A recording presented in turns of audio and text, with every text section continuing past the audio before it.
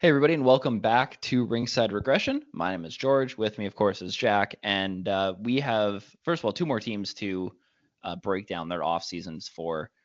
We have some playoff races that are starting to take a bit more shape. Quickly, before we kind of get into everything, are the St. Louis Blues just never going to lose another hockey game? Like, that's where I'm at on them. Like, I think they could just run the table. Like, whatever it is, 16-0 in the playoffs. Is that what we're feeling on the Blues right now? I've been seeing all the tweets about starting to play Gloria again. It's like 2019. So Jim Montgomery's on the Mount Rushmore of current NHL coaches for me. I don't know about you, but man, what a Yeah, he's done a turnaround. really good job there.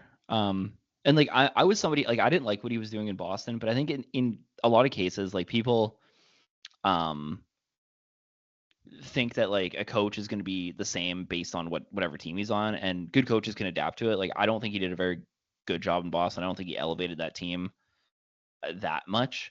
Um, but like he's doing a fantastic job in St. Louis, and clearly like this is a better roster for the type of team he wants to coach. I mean, we're seeing that already. I think a lot of it is the midseason coaching firing PDO bump that we see from some teams as well. So I don't know if I'm willing to give him like 100% of the credit for it, but he's done a really good job. Like I can't take anything away from him for this season. I mean, St. Louis.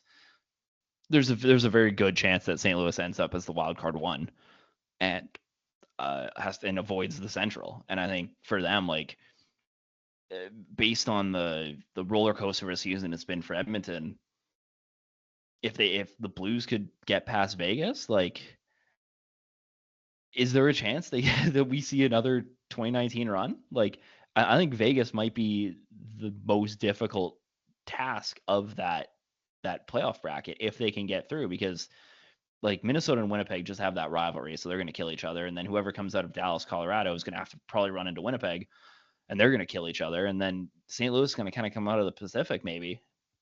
Like there's a legitimate path that if the Blues finishes the wild card one, um, I'd really like them as a Stanley Cup final pick out of the West. I don't hate that. Am I crazy?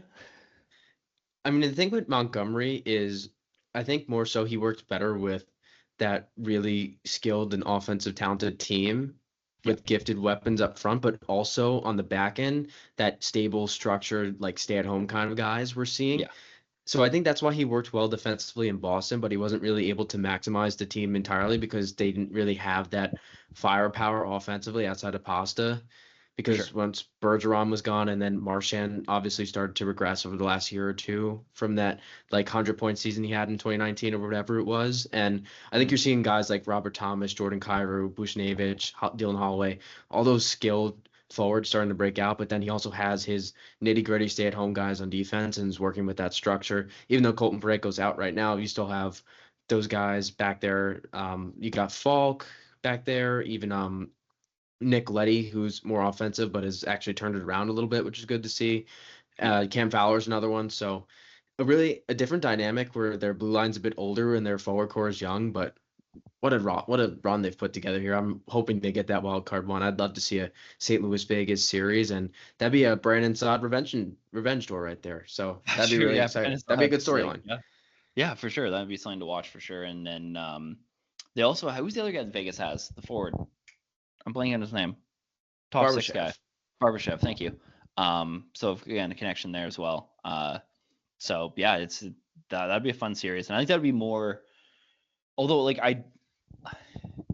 there's part of me that would like give St. Louis a legitimate shot against both teams, both Winnipeg and Vegas. I just think that their path to a Stanley Cup final is significantly easier if it's Vegas Edmonton instead of Winnipeg and Dallas. Um, I agree. but that's just like I like maybe not significantly easier, but I think it is an easier path. But moving from a coach that is doing fantastic things to one that was just fired again, John Tortorella out as the Philadelphia Flyers head coach. What was kind of your initial thoughts when this happened? I think this is good for the Flyers because stylistically, I don't think Tortorella has a real good place as a head coach in the NHL anymore. I think he could be useful Yeah, on the bench, maybe as an assistant or an associate, or maybe working in sort of skill development or something tactical with video or systems, but I just don't think he's fit to be behind an NHL bench anymore, just based on how much the game has changed over the last 5, 10 years. And he just hasn't really maximized the players and the young talent that Philly has had. He sort of hurt their growth a little bit. I think what we're seeing now in the last couple games that he's gone, maybe this could have been another step for Philadelphia in the right direction this year. Look at Matvei Michkov ever since Yeah. Terrell was on the way out. He's got like 4 goals and 6 points in 2 games. So even Yeah. John Couturier and Travis Konecny have looked a hell of a lot better. So Flyers, who do you see them going after maybe in the offseason? I know they have interim head coach right now, but I don't think that'll be permanent. Yeah, I don't know. I mean, there's some names out there just from last offseason that I thought might get poached. I hope they go somebody younger.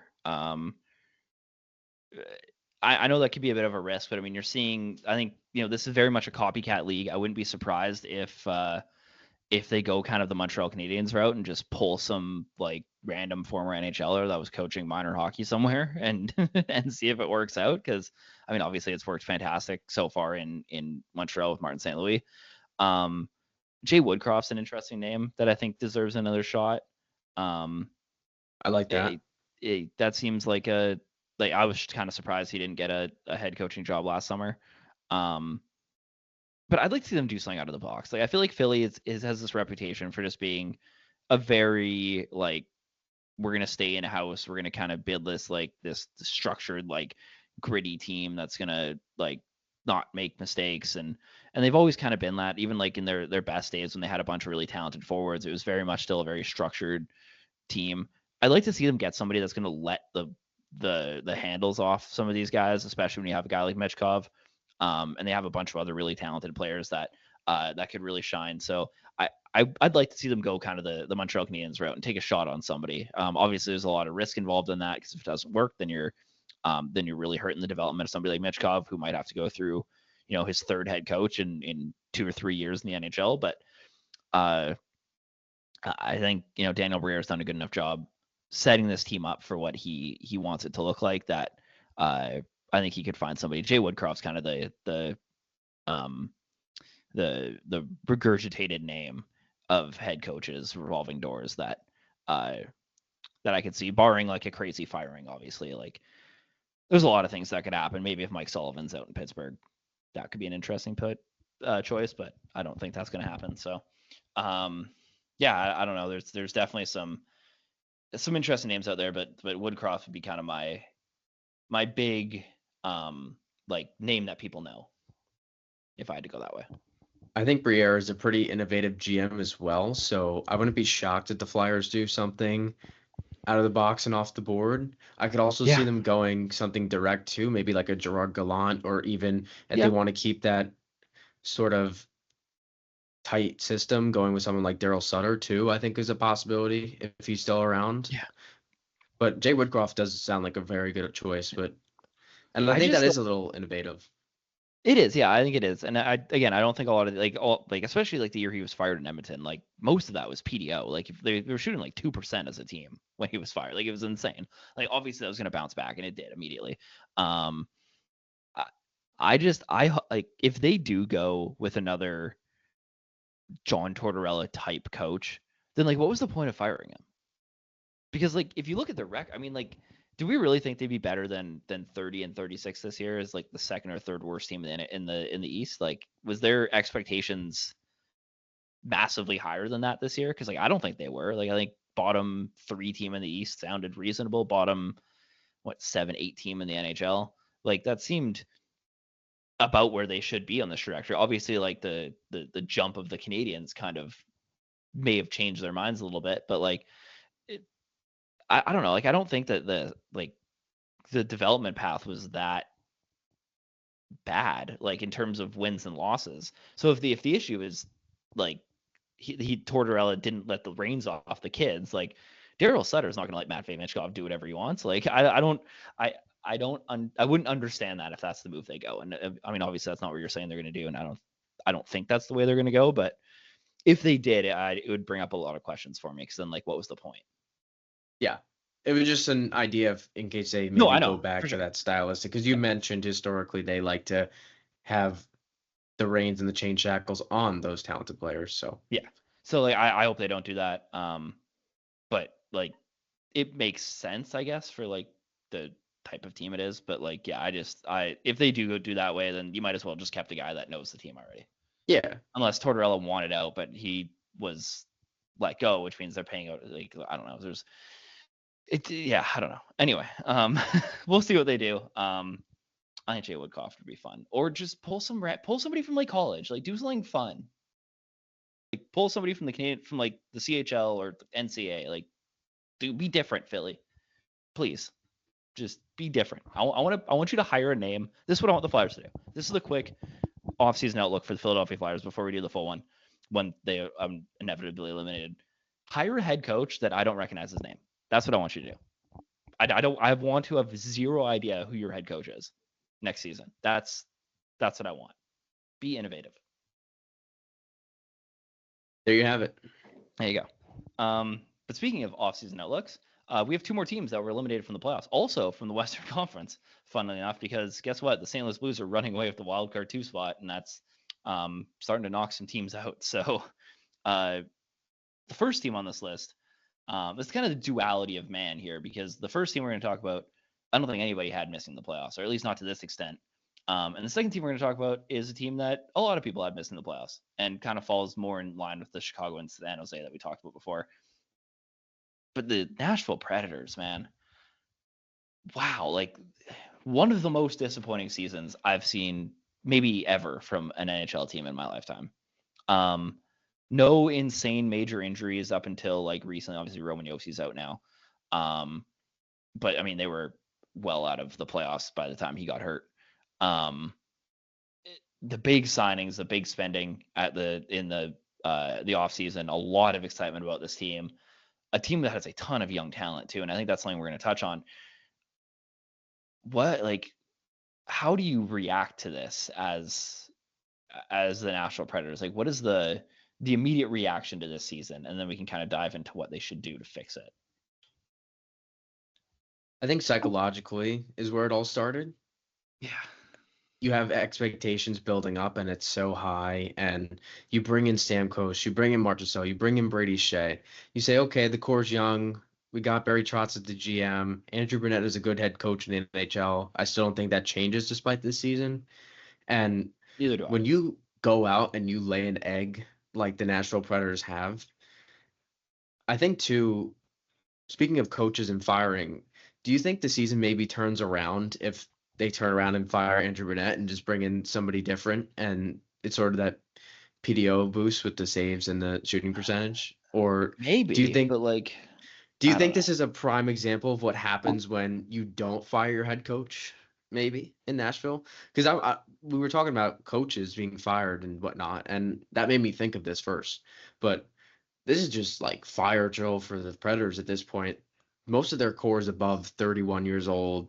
They're all locked into these contracts and have some no move clauses, and they've just been really disappointing. There's an offensive black hole in Nashville. Nobody can score goals on this team.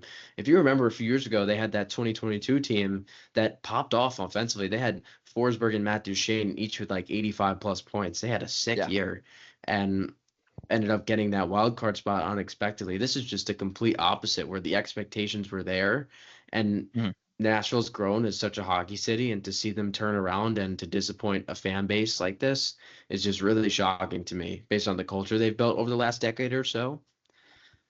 What do you think? Yeah, absolutely. I mean, like, I was thinking about this too, and I kind of went back and skimmed through my my offseason outlook video I did on the Nashville Predators with Jeff Middleton. Shout out Jeff, longtime friend of the Instagram page, and now writer for the Nashville Predators. And one of the things that we didn't really touch on, and it didn't jump out as a concern to me because there was so much excitement about the guys they did bring in, but it became a concern like 10 games into the season. And that was just the lack of a playmaker on this team. Like, if you look at the players they brought in, I mean, Philip Forsberg's going to score. Like, Marchessault's a scorer. Stamkos is a scorer. Ryan O'Reilly, I guess, is like the closest thing you have. But like, there's no, like, they don't have a primary playmaker on this team.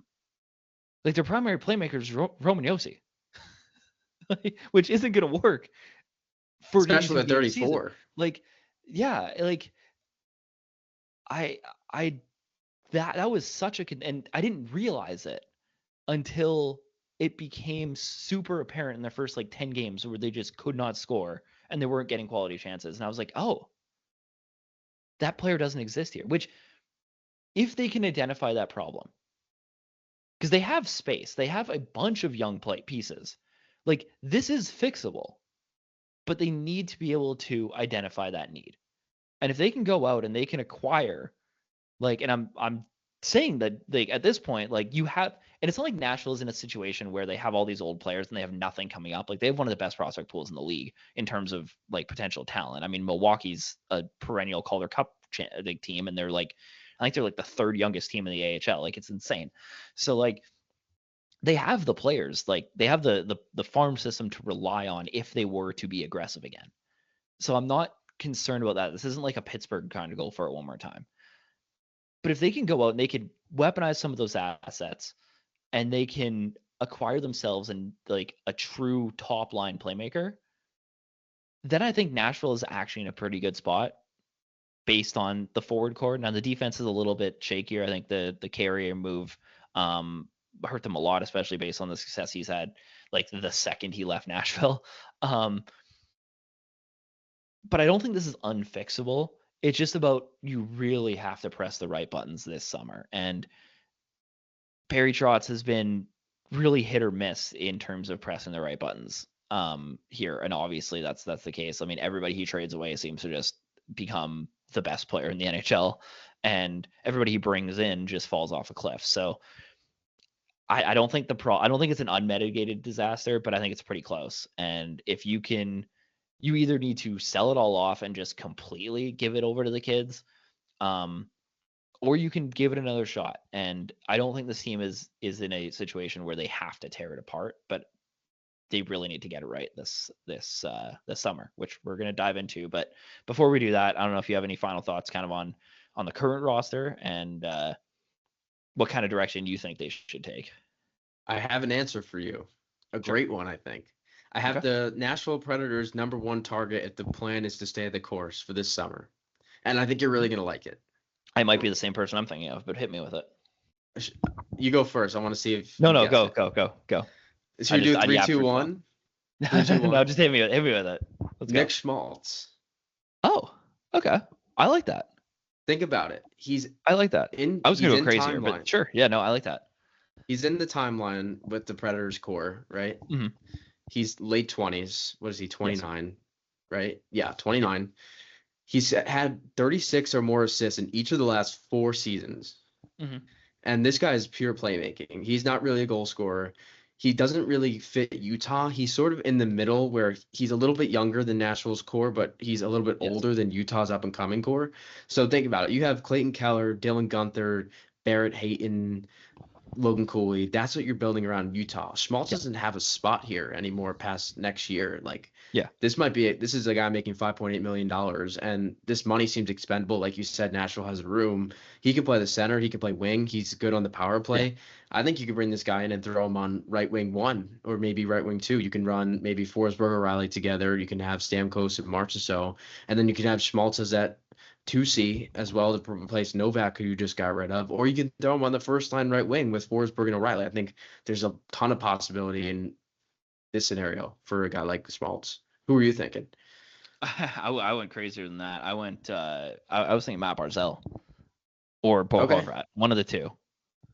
Pick whoever you want out of New York, but that's a team that's gonna be desperate for prospects. You have 3 first-round picks this year in a draft that isn't very good, and your 2 of those picks are not going to be very good at all. Being Tampa and Vegas, who presumably are going to be, they'll both be playoff teams at least, but there's quite possibly a chance that they both go to second or third round. It kind of solves your center problem, not just for this year, but also for the future, because obviously Ryan O'Reilly's old and only has he has 2 years left on his deal, but the age is starting to be there. I don't think he's really somebody you want to go into next year being your number 1 center. And I think both of those players, regardless of who you target, could kind of come in and fix that for a good, for the next 3 or 4 years for sure. It'd be a lot more aggressive than a Nick Schmaltz move would be. But I think that it would be an interesting way to go. And I mean, obviously there's a relationship between Trotz and Lamoriello as well. And I think that could be something that they could they could kind of lean into. So yeah, I think that that's a team that I would be intrigued at to see if there's a move there, just because of the past relationship that they have, and the fact that I think the Islanders need to do something if they don't make the playoffs this year, and I don't think they do. Yeah, that's definitely a very good idea. Matt Barzal could be a dynamic game changer for whoever brings him in. Oh, Matt Barzal is the guy I'm sending to every team. There's like 10 teams in the NHL that could just could fix Matt Barzal. The number one place I want him in is Montreal as their 2C, but I don't think that's going to happen. But I wouldn't be, if the Kirby Dach experiment is over, then Ivan Demidov and Matt Barzal next year that would feed families. But we'll talk about Montreal eventually. But yeah, Nashville I think is a very interesting place for Barzal, and he would just kind of, I think that Burnett would kind of let the handcuffs off him too.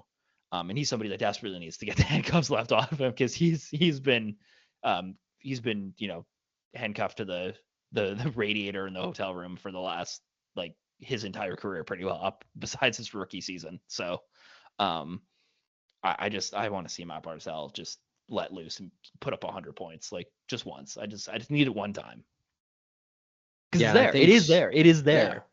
Watch him play. It is there. It is so there. He just needs the consistency to just let it go.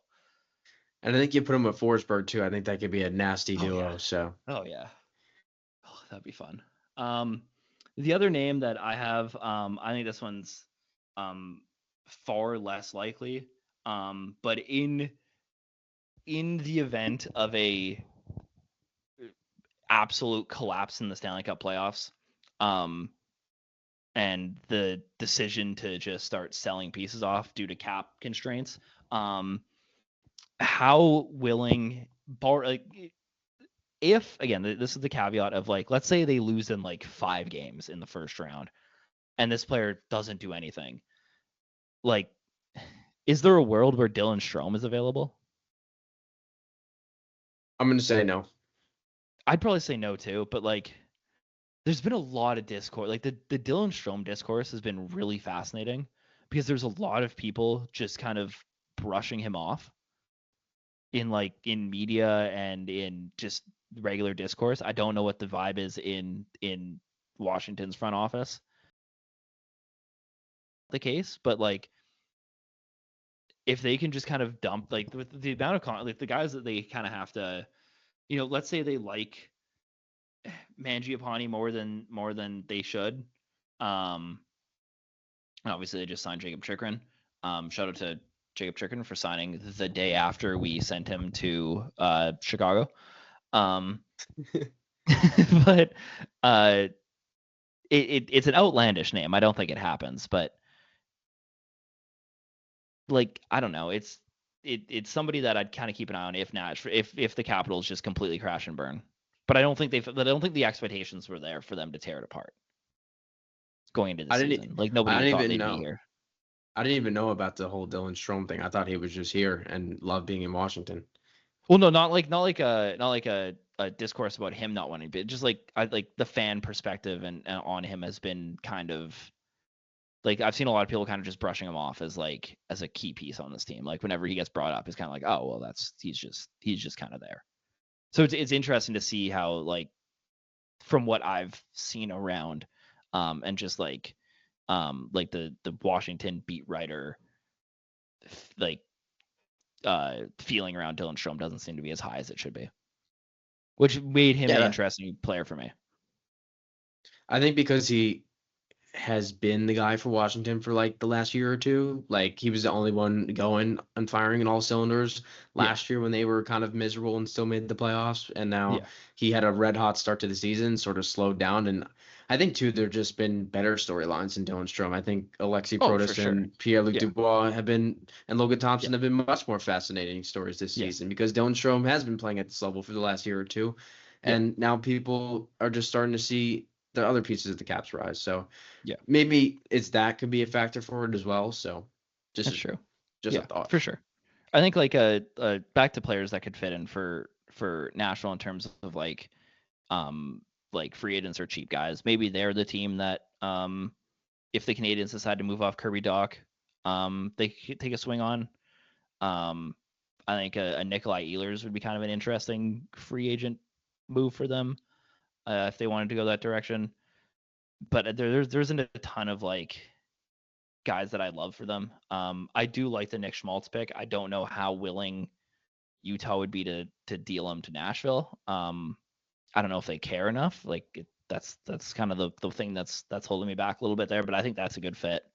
Um, uh, yeah. I mean, what about the blue line? Like, what's kind of the are we just letting it ride for one more year, just hoping that everybody bounces back? 'Cause, I mean, they're kind of tied in. Like they're locked into so many players on this blue line already that I don't know if there's a way to fix it outside of like the edges. Like I don't see a way to kind of break in and change things. I mean, Yossi's locked up, Shea's locked up. Jeremy Lazon's like got another year left on his deal. And Do you then you take a just kind of shot? have the younger players. Do you take a shot on Noah Dobson with the Lamorello relationship with Trotz? Maybe. Do you take do you package Noah Dobson in with Bo Horvat and just get them both? I think you. I also like Bowen Byram too. I think you play Bowen Yeah. Byram on his offside. Yeah, I I think like one of the. they also have a relationship with the Canadians already if they want to take another shot on one of the young defensemen there. Um, Yeah, they got Justin Barron already though. yeah, but Maybe. I could see them maybe targeting like a Jaden Struble if the Canadians don't love him as much. But again, I don't think that really helps. It doesn't solve the problem. That's just like No. adding another third pair defenseman. I don't know. Yeah. I think you might need something bigger than that. Yeah, the blue line's a little bit more sketchy for me. I think if you just get yourself that playmaker, regardless of whatever name it is that we just listed off, I think that does go a long way. I don't think that's the only thing they have to do, but you also have a bunch of guys like in the AHL that could very much make this team next year, and I think that's kind of the ace up their sleeve. Like I think like a Joakim Kamel stepping up into this team next year full time is a very intriguing possibility, and that could be the playmaker they need too. So like there's a lot of in-house solutions. But I think that something needs to they have to make some sort of move. They can't roll this back for another year because it's just going to be the same result. There's not enough potential development in the core that's on the team today to make me believe that they could just suddenly jump up to be a wildcard team next year. That's fair. And they also have Matthew Wood, Lahurix, Yes. and Svechkov in the NHL who have shown some positive signs. And then you also have the scrapped waiver wire pickups that were former first round picks 10 years ago with Jacob Vrana and Keith Bellows too. So you never know what's coming out of that. Yeah, so. you know, I mean, I'm here for the Jacob Vrana resurgence. God, that trade is so much fun. Hey, the Detroit Washington trade, the Jacob Vrana deal. That deal is awesome. I love it because every piece in it just did not work out, and people freaked out because it was such a big deal at the time. And it's really funny. Some of it was a non-hockey factors, and obviously that's it's what it is. But yeah, that deal is so much fun. Listen, I'm still a big Anthony Mantha lover. He had a very good start to the season with Calgary in like the first 10 games before he's been hurt the rest of the way. And he had a few very sick years in Detroit. So it's crazy to see how many teams both Vrana and Mantha have been on since that deal. Like everybody thought those were going to be like revolutionary deals for those teams' futures, and they just both players have been on like 4 teams since. I think Anthony Mantha is one of the more underrated players in the league. Not in terms of like underrated as he's a star, but just doesn't get enough recognition, and he's like actually like pretty decent. I agree. I like if him. That makes sense. Did Jacob Vrana ever do the Vegas trip? Was he ever there for a brief moment? Well, Mantha went there. Mantha went there at the trade deadline last year. Yeah. St. Louis, Detroit, Washington. Oh, that was it. And then Nashville. Okay. I think it was just the Mantha experiment in Washington was a failure. He was pretty damn good Oh, in he went back to Detroit. Washington. That's what it was. Toronto went back to Yeah. Washington. Yeah, and then Mantha finally figured things out, 34 points in 56 games, and then got dealt to Vegas and had a decent showing. And now with Calgary, he had like 7 points in the first 13 games. I think he's pretty impactful. Yeah, no, he's been good. I think he's Just turned his not for career around a little bit the last year and a half. for sure. Keep an eye out for next season. Maybe, yeah, as like the third line kind of option. That's possible. I think he'd be a good sleeper pick on some team to help with depth. I believe he signed with Fix Calgary. Yeah. I'm going to see how many years he has left How many because I years know he he signed signed as a for? free agent.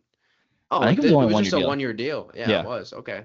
So, yeah, I think Anthony Mantha could be a steal this offseason, to be honest with you. Yeah, maybe. Yeah, it's a good depth piece. I don't hate that. So do we fix the Predators? Bring in Bo Horvat and Nick Schmaltz? And Anthony Seems good. Mantha. Yeah, And Mantha. Yeah, why not? I think we're good. I think we fixed the Nashville Predators. Let's move on to Seattle. Yeah, Seattle. I feel like this is going to be a lot bit different of a conversation because I don't think Seattle should run it back. Yeah, this has been a real disappointing year for Dan Bylsma's first season with the Kraken. But again, I think this team in a lot of ways I think is similar to Nashville in terms of like future outlook. In terms of like having a pretty good pipeline. I just don't think that the roster as it stands in the NHL is any good. Yeah. This might be this might be like if you look around the league outside of Buffalo, Seattle might be the most broken NHL team in terms of roster construction in the league. They might be worse than Buffalo. Like they might be worse than Buffalo because Buffalo at least has like some younger players like in their core. I mean, obviously Shane Wright and Beniers are playing, but like, yeah, I don't know. Hopefully they can finally figure it out. But like the duality of Seattle's first couple years in the NHL and Vegas's are just shocking. What are kind of your thoughts on how this season went for the Kraken and kind of what the plan should be in terms of direction? I think that the Kraken's offseason of signing Chandler Stevenson and Brandon Montour just further pushes the narrative of signing free agents to lucrative contracts do not fix all your problems. And Seattle's the prime example. Once again, look at Chandler Stevenson. Yeah, he's been a decent playmaker this year. The points are there, but the underlyings have been horrible. He cannot play defense to save his life. Brandon Montour looks completely out of place, not in Florida anymore. Once you stop playing for Paul Maurice, who's maximized you by playing you with the solid rush defenders in Florida for the last 3 years and getting the Stanley Cup, you knew he was getting overpaid. So, and I think too, there's been a little bit of luck involved too. I think a guy like Andre Burakovsky and Oliver Bjorkstrand before he was traded, I think these guys were spectacular pieces at the time they were brought in. They just haven't worked out. I think there's more off the surface than what they actually provided. I think it's been an unlucky year for a player like Jared McCann. And I think we're seeing too some of their young talent maybe stunting growth, like Matty Beniers, who has not taken that next step yet, who was expected to sort of be the guy for this team after that 2023 run and hasn't. Although I'm really happy about Shane Wright breaking out. That was a nice pickup in fantasy that I have for our league. So before you continue, I want to do a little blind comparison here for you, okay? Oh, I'd love to do a blind comparison. Let's do it. Sure. So there's two players here. Player A has played 70 games this season, has 0.84 goals per 60, 0.69 A1, and 0.74 A2, so 2.28 points per 60, okay, in 1,200 minutes. Player 2 has 6 fewer points total, by the way. I just want to point that out. Player A, I can't remember exactly what they had, but the player B has 6 less points. Like they're comparable in points, but raw totals, yes. Yeah, I did per 60s because the minutes are a little off. So player 2 has 71 games played, only 993 minutes, so like 200-ish minutes then. 1.03 goals per 60, which is higher. 0.79 A1 per 60, which is higher, and 0.6 A2 per 60, which is slightly lower. 2.42 points per 60. compared to the 2.28 for player 1. Which player would you rather have on your team? Of course, the second one, just based on the rates. You know that. Yeah. Hold on. Before I tell you who these players are, I want to give you their goals for replacement too. I should have had that open. Because I think that's going to be interesting. I don't know who's going to be higher, but we're going to figure it out. I'm going to guess that these are 2 Kraken players. One of them's a Kraken player. Player A has a GAR of 7.6 and player B has a GAR of 7.7. Okay, but I'm not really following what you can be comparing to. The narratives around these two players are shocking. Player B is Shane Wright. I was going to say Shane Wright or Jaden Player Sports. That was A, one of my... Player A is Yuri Slavkovsky. Wow. 6 fewer points, basically the same goals of replacement, and more points per 60 for Shane Wright on a significantly worse team in significantly less impactful offensive minutes. And he's not playing with Nick Suzuki and Cole Caulfield. Yeah, I think if he was playing with Nick Suzuki and Cole Caulfield this year, oof. Man. Can we have a discussion about why Shane Wright isn't this bust that everybody thought he was because he glared at the Montreal Canadiens table after the draft and people freaked out and hated him immediately? Like, he's been unreal. He's been so good this season on a team that sucks. And a team that's in turmoil. It just traded half the roster away a week ago. Like, the Shane Wright disrespect. And nobody's talking about Shane Wright at all. He's getting zero press. I got him in fantasy. I'm happy. He's locked in at 1 point protected for the next 2 years or whatever it is. He's so good. And he needs to start getting recognition for just how good he's been this season. And his development's been fantastic. And especially with Matty Beniers kind of cooling off, and especially after his fantastic rookie year, Beniers seems to have maybe hit a wall a little bit. Like, I think we're getting closer to a world where Shane Wright is now the better prospect and now has the better development trend. I need to, again, undoubtedly. I need another year before I can like unquestionably say that, but just the way that I need to see how his year 2 goes, because like Matty Beniers' year 1 was really good too. So, and I'm counting this as Shane Wright's like true year 1. I think it's Shane Wright undoubtedly, but yeah, I think like the tools are there, man. Like he's gonna have so much opportunity this year. Let this kid go. Like, let him prove that like you had Matvei Michkov put up the 3 points against Montreal in his game there a couple nights ago. Let Shane Wright prove them wrong too, and not just the Canadiens, but like the other 2 teams that passed on him too. Man, like, we need to start having a discussion about Shane Wright being a very good hockey player, because it's just not it's not happening yet. And that's really disappointing to me, because I was a huge Shane Wright person. Obviously, I had him first overall in my my draft.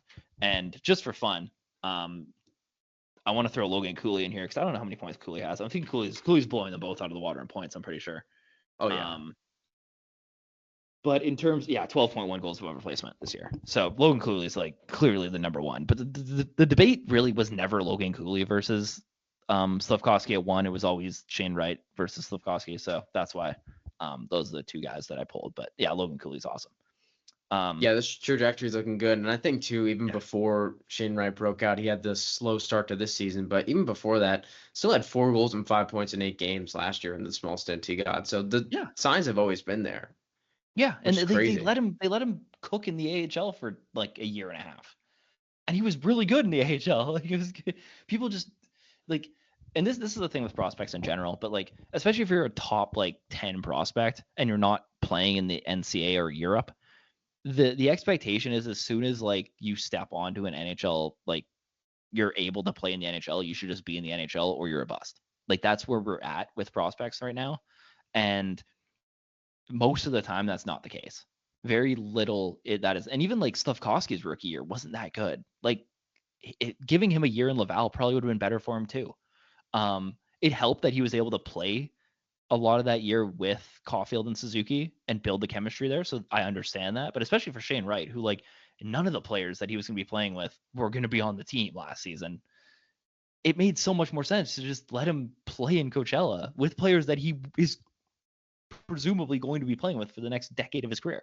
So like, I don't know, the way that fans especially treat player development now, it doesn't, it bothers me, because it's very much like, if you're, and it's the same with like a Connor Bedard, like we're saying the same thing with him now, right? Like everybody's saying that he's a bust, and it's like, well, look who he's playing with. Like, look at the team around him. Like, of course he's not going to be like that. Like, we're just so accustomed to the Sidney Crosby's and Connor McDavid stepping in and putting up like 300 points in their first season, and very rarely does that happen.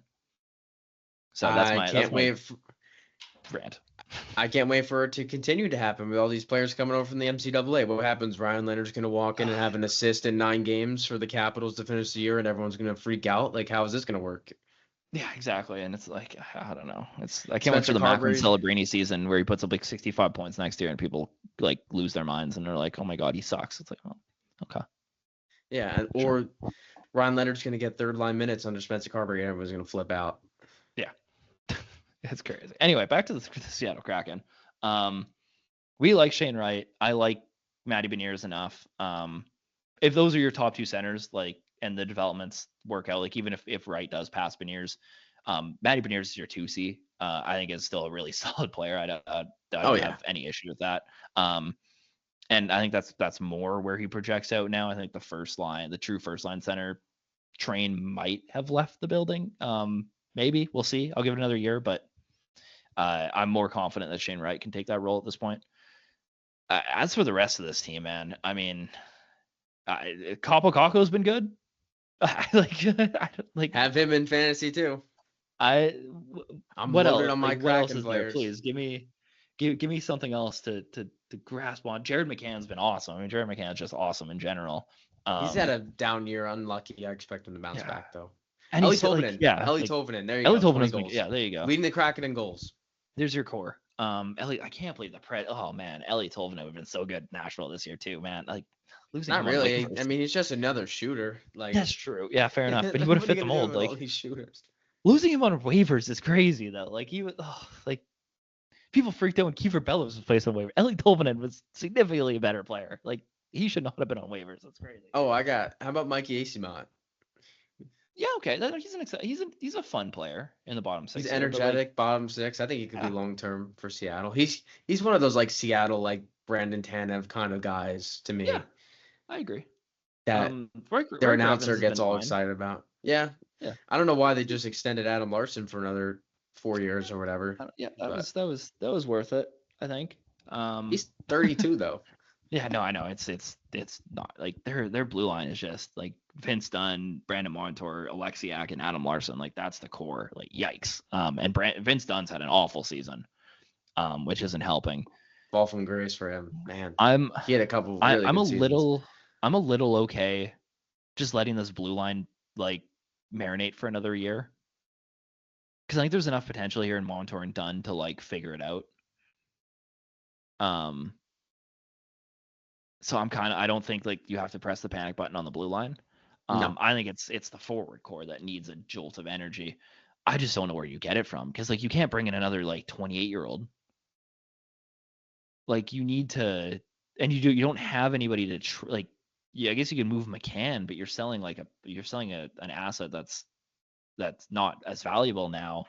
I mean, you have Jaden Schwartz, I guess. Like Schwartz and Eberle. Probably Schwartz has had a good year. Like, that's true, and like he's got 1 year left, so it's not like that wouldn't be a huge commitment for a team. Eberle's got 1 year left too. I think those are kind of. I think I'd probably hold on. I'd hold on to McCann, for now.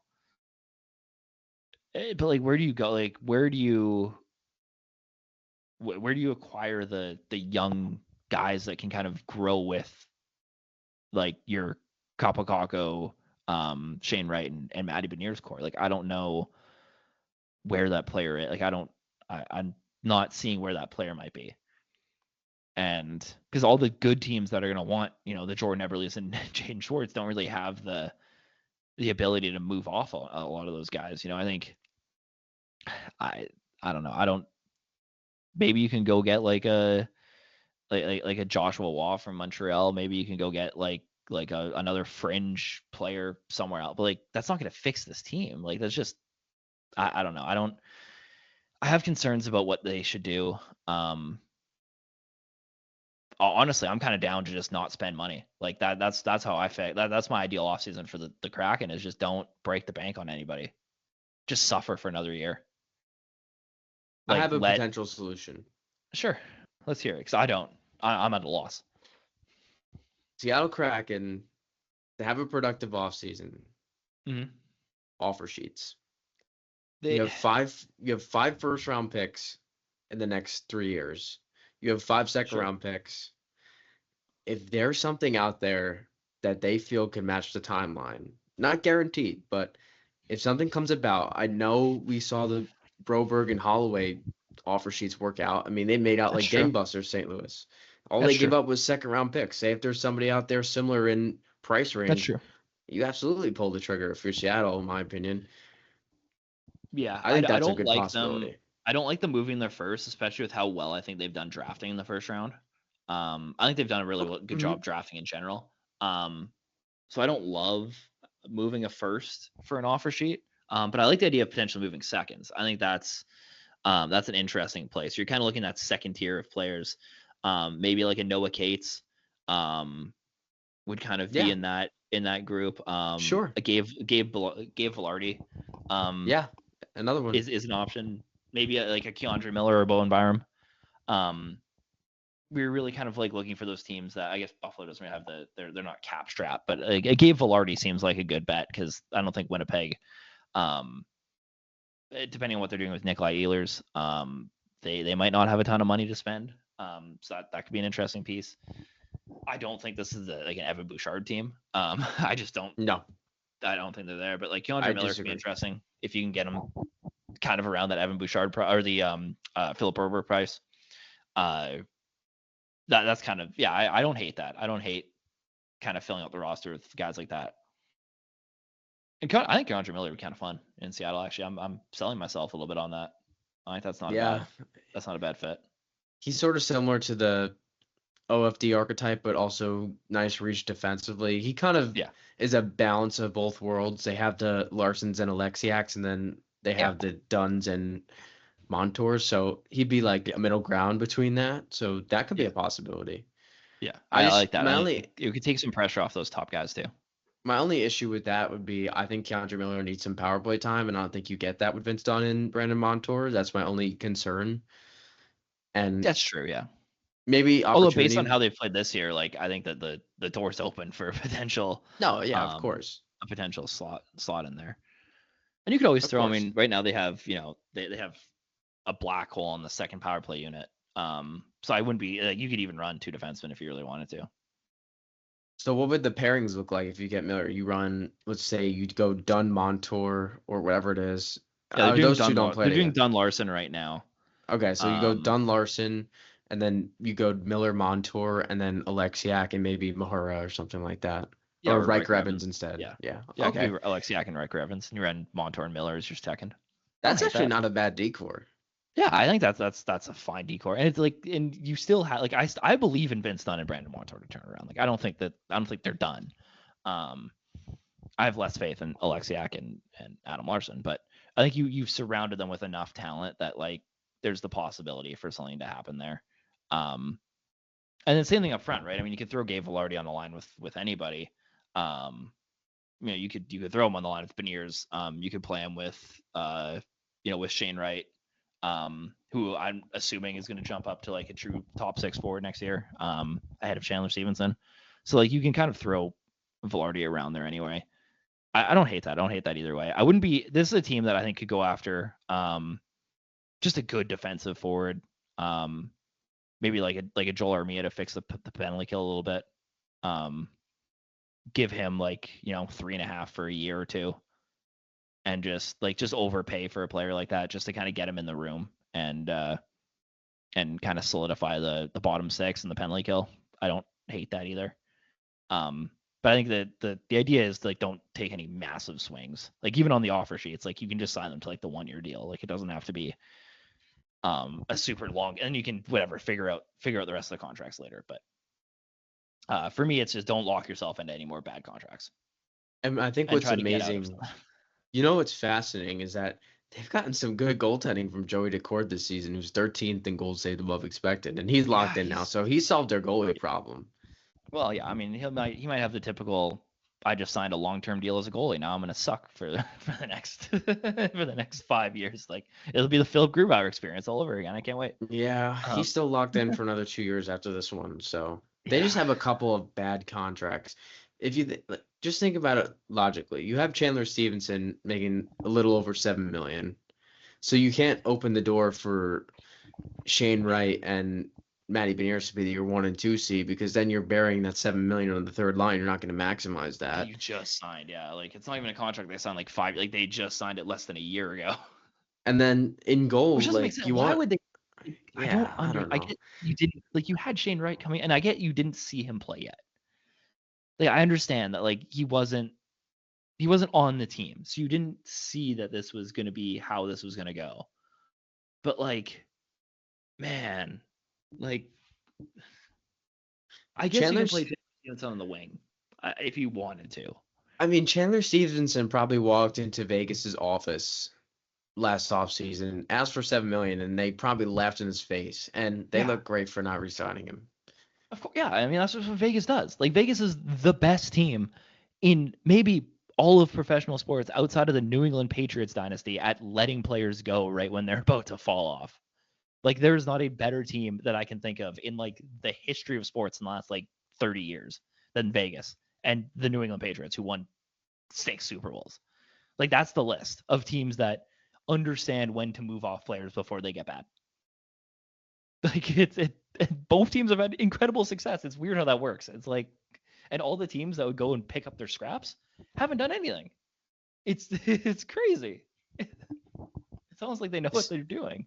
Speaking of Vegas and moving on, I don't know if this is possible, but do you think do you see them moving on potentially from Alex Petrangelo Yeah, this maybe. I summer? don't like sure.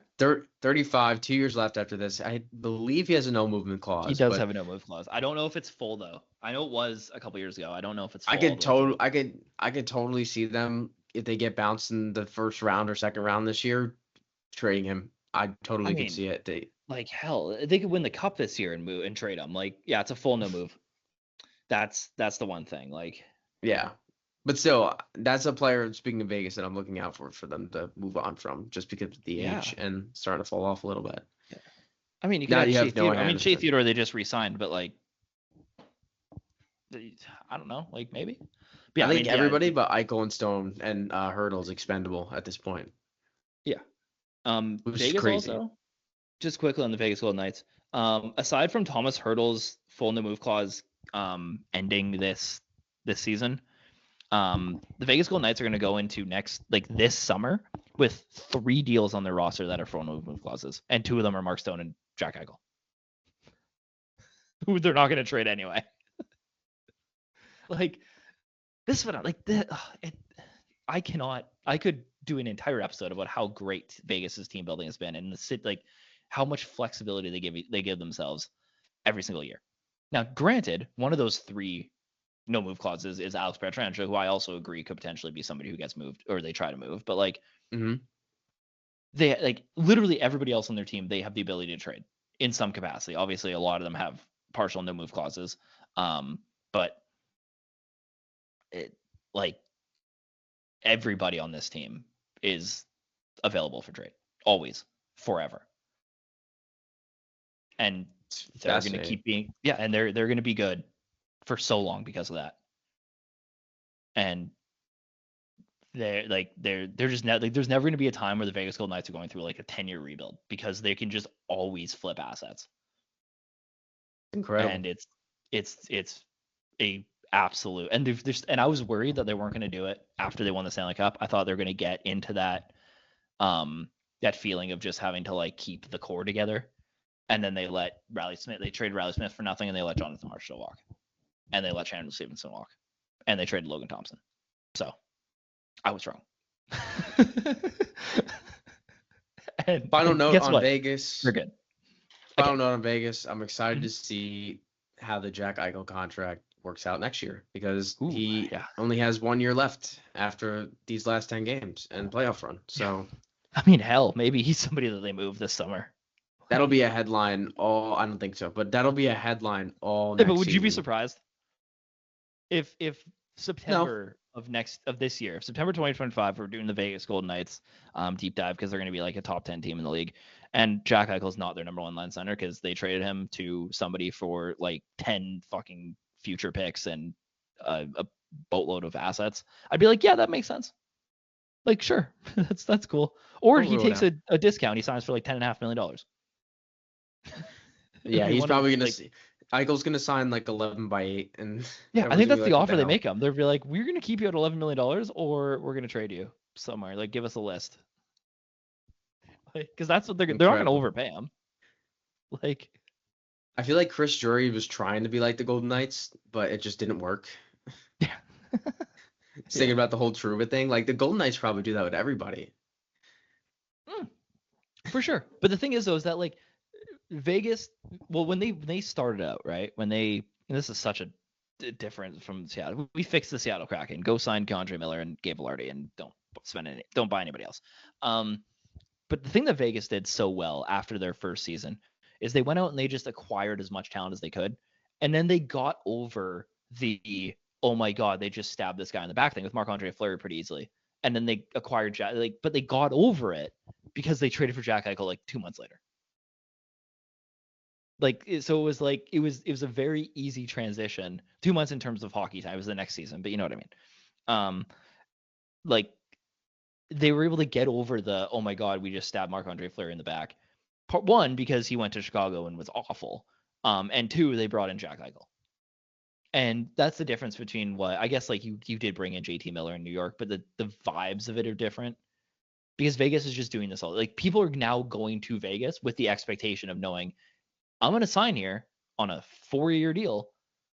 The first 2 years of that deal, I'm going to compete in the Western Conference Final, and then I might get traded to Pittsburgh. Like that's the expectation now, and a lot of players are going to be okay with that because they get to live in Vegas for some time, and the job security is the trade-off for knowing that you're going to a team that's going to be very good. And if you continue to produce and you continue to be great, they're probably not going to trade you. Like the only players they moved off of for nothing are Max Pacioretty and Marc-Andre Fleury, who have done like Max Pacioretty has played like 10 games since they moved off him, and I guess Paul Stastny too. Like, but even then, like, what did Paul Stastny do in his second stint in Winnipeg? Like, he was fine, I guess. So like, they're not moving off players that are good. They're moving off players that are not necessary anymore. So as long as you can stay necessary, they'll keep you around, and you'll be in the Western Conference. You'll have an opportunity to play deep into the playoffs every season, and that's why Vegas is very good. Anyway, that was a ramble. I don't know if you have any other thoughts on the Kraken. Otherwise, we can get out of here. I think I'm good for today. Yeah. I'm good. Yeah, I think I'm good too. So there you go. There's Seattle and Nashville.